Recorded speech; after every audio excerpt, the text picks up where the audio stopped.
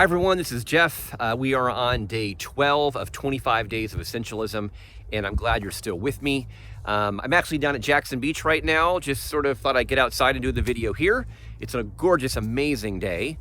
And so this chapter we've been reading so far a little while ago is about the explore, a bunch of chapters on exploring what's essential. And now we're moving into a new section, which is eliminate. And it says, how can we cut out the trivial many? And so this first chapter is called Clarify. We're on chapter 10. You just read chapter 10. It's Clarify. And this is where you kind of really get down to what are you trying to accomplish and what are you not trying to accomplish? And learning to, cut out some things, because often I have the tendency that I want to do it all.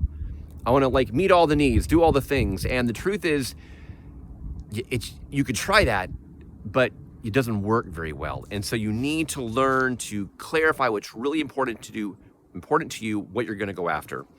And he mentions in this chapter how when you're trying to narrow that down, it's looking for what is measurable and what's also inspirational. So you can measure it, you know that you're making progress, you know what you're moving toward, but it's also inspiring to keep you going even when it gets tough. And so there's a quote here on page 121, about halfway down. He says, the fact is, motivation and cooperation deteriorate when there is a lack of purpose. You can train leaders on communication and teamwork and conduct 360 feedback reports until you are blue in the face. But if a team does not have clarity of goals and roles, problems will fester and multiply. So true.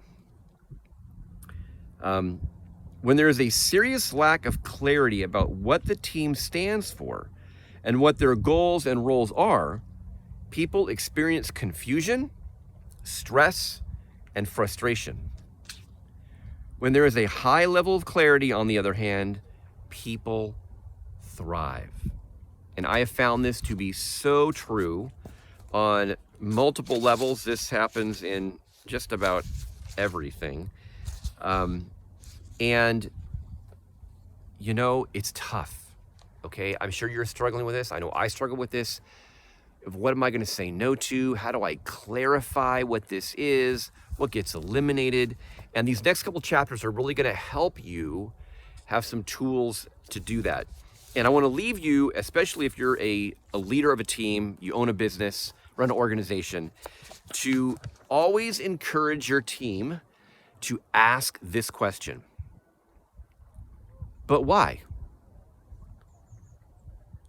How does what you're having me do advance us toward our goals?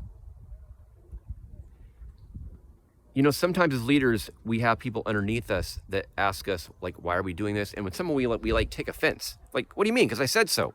It's like when you're a parent and your 2-year-old says whatever, and you say, well, because daddy said so. Well, that works when you're a 2-year-old. When you're running an organization and you have people underneath you that ask you, why is this important? You had better have an answer.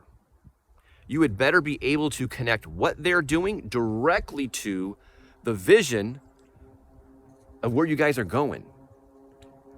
And when you encourage your team to let them ask you that question, why am I doing this? How does this move us forward? You're inviting accountability.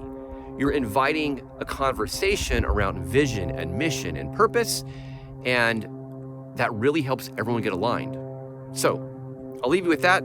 Until tomorrow, you guys have a great day, and talk to you later. Bye-bye.